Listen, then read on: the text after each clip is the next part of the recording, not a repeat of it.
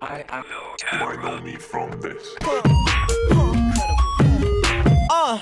Big whips, big guns, whoa. No cash, no funds, ho. Hurry up, it's done.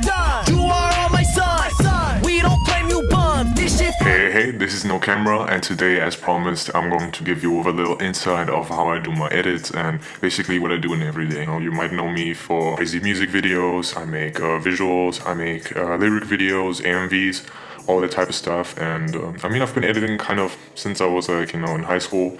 But I mostly have been doing this no camera thing for like 2-3 years now, and I think it's been so much fun, and I'm really looking forward to sharing basically what I'm doing every day with you guys. So as you can see, I'm actually working most of the time with Final Cut Pro. I really love this application. I think there's so much potential there that many people don't see in it.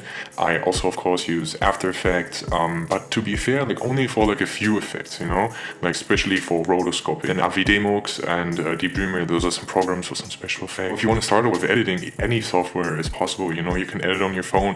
The basics are the same. I think Premiere Pro is really the best option. Although I really like Final Cut Pro. It's really cool to have everything from Adobe, and you can import things into After Effects later. And nothing against editing on your phone. There's a whole phone community out there. I don't want to piss them off in any way. But when you edit on the phone, there's not that many plugins and effects. When you use these type of softwares, there's a lot of power behind them that a phone just simply doesn't have. What you need is also a good computer who has a lot of power, because these programs do need a lot, and you also need a lot of space.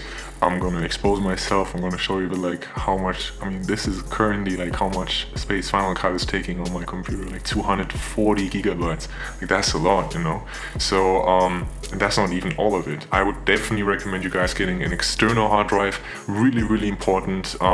You basically can save everything that you do on Final Cut or on Premiere that you edit on the external hard drive, and you can save so much of an hassle. Please do this. Please get yourself an external hard drive. They're really worth the money. Oh, and definitely get a nice and really comfortable chair. That's really important.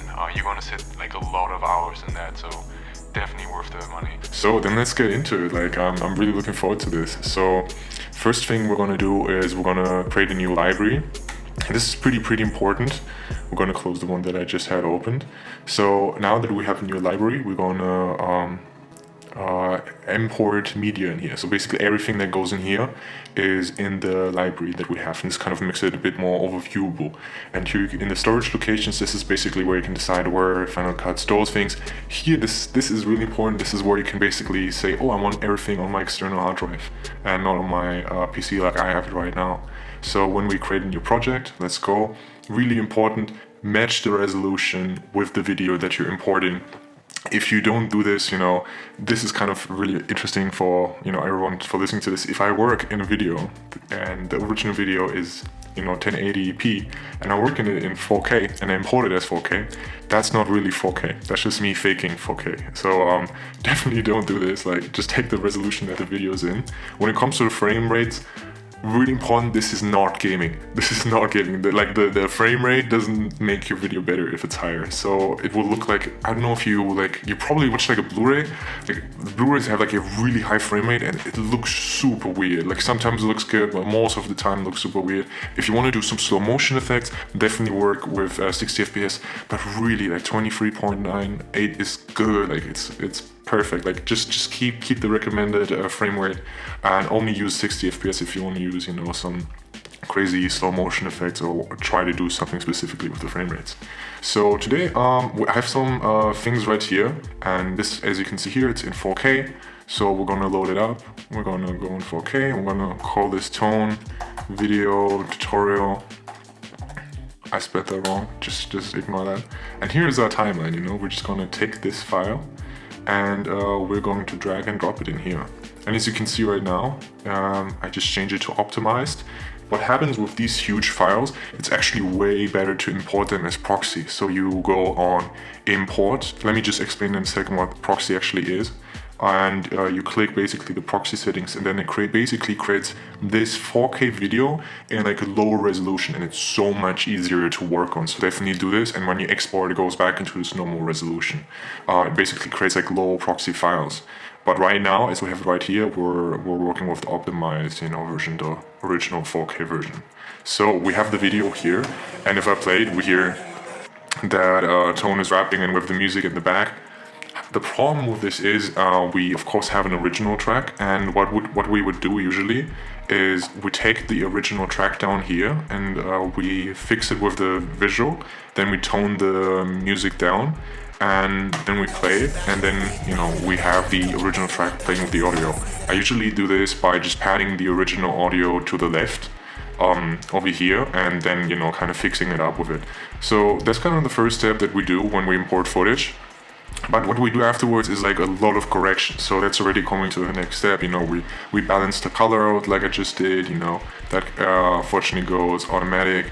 Then have your commands ready. This thing right here is really cool. When I press Command 7, it shows up and it really like shows me like how the lighting is, and there are certain rules with it, like keep this here and have the shadows like here. I personally would say like screw the rules, like work what works best with your footage. Just don't do this, like don't put the saturation high, and please don't do this. Like I just see so many people doing it and I don't know why. I feel like because people think it pops more, really we just made everyone in this footage look super orange, and that's not really what we want to do. Like just please refrain from that. Actually try to desaturate. Like this picture is super saturated, maybe try to desaturate it a bit, and yeah, after we do all of that, I'm gonna just switch it up a bit. Now we can choose different filters. Also we can say like, oh, I want my colors to be like a bit more red, and if you don't want to do this, and if you want to go do it really quick, there's this thing called M-Loots, and they're basically like filters. No, I don't want to update.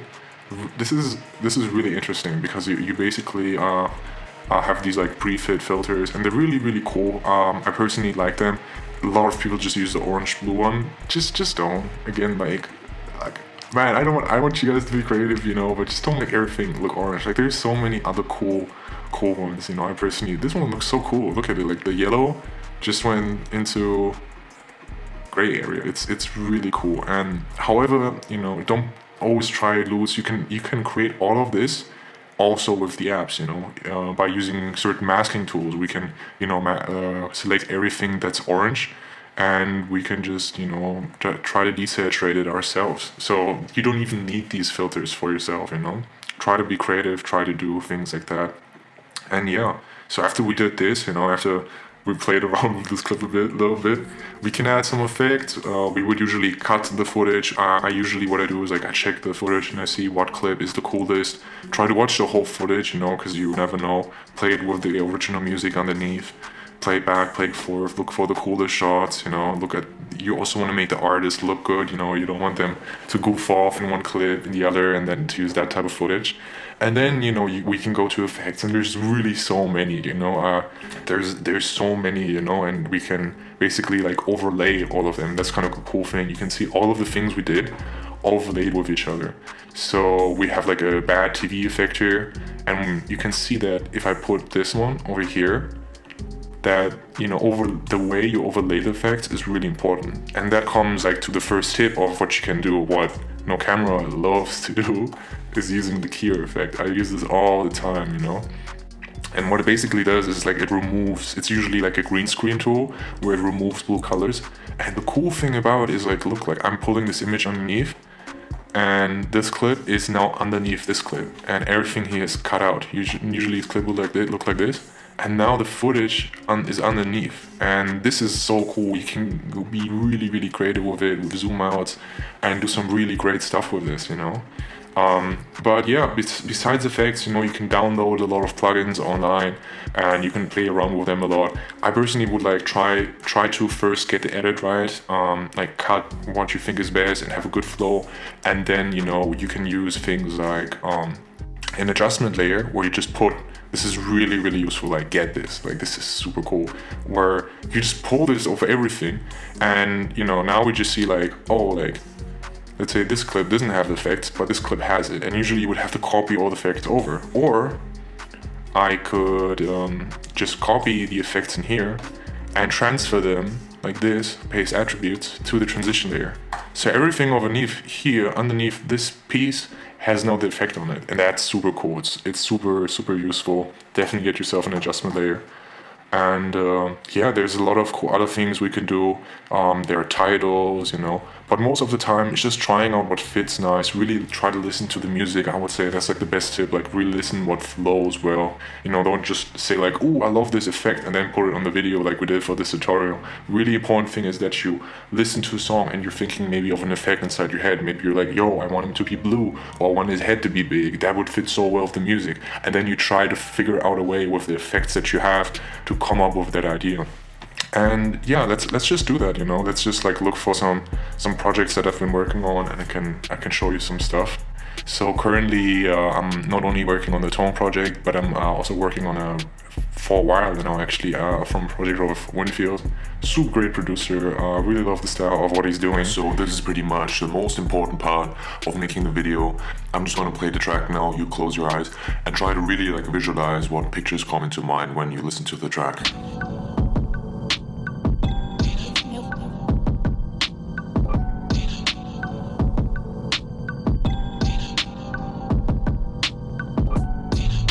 And when you listen to it, I personally have like footage of like black and white, like creepy stuff in my head. So that's like when I look for clips to use in the visual, that's exactly what I'm thinking of.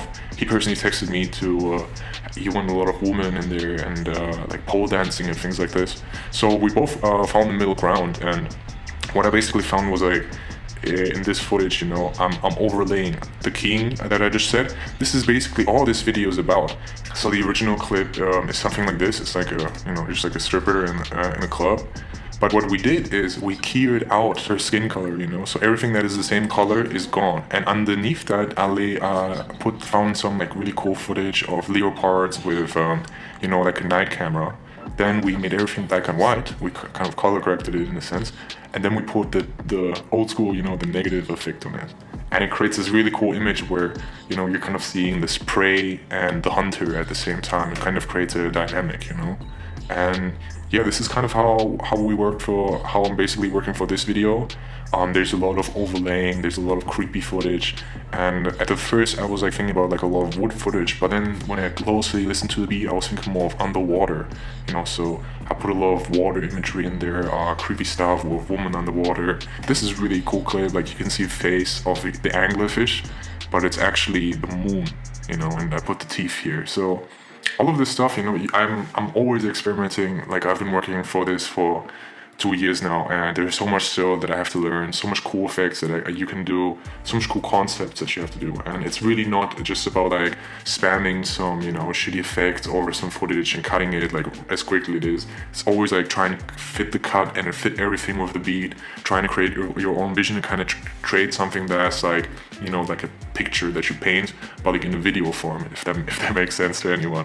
I hope that you guys learned a bit about my work process. Yeah, if you want to see some cool footage of how I do data mushing, about certain effects that I use, let me know in the comments. If you have any questions or requests for videos, just DM me on my Instagram @nocamera.mp4. The link is down below. Definitely hit subscribe, because I don't post that much content, and the content I do I personally think is really high quality, so you don't want to miss it if I post it. And yeah, I actually have a lot of videos coming up. The problem is like the rappers personally they haven't uploaded, don't want to upload it yet. I had a lot of Black Lives Matter videos that I was working on, and this is also the reason why I'm doing this tutorial right now, just to give anyone who's following my page some content. Currently still working on the website, I'm currently doing the reel. I still need some footage that I shot in Korea for the reel. I hope my homie that made the footage is finally gonna send it to me. I hope you guys are having a nice day, and I wish this gave you a bit of insight and maybe made you even interested in editing. And yeah, wish you guys a nice day. Hope you guys are doing well, and bye. No Camera out.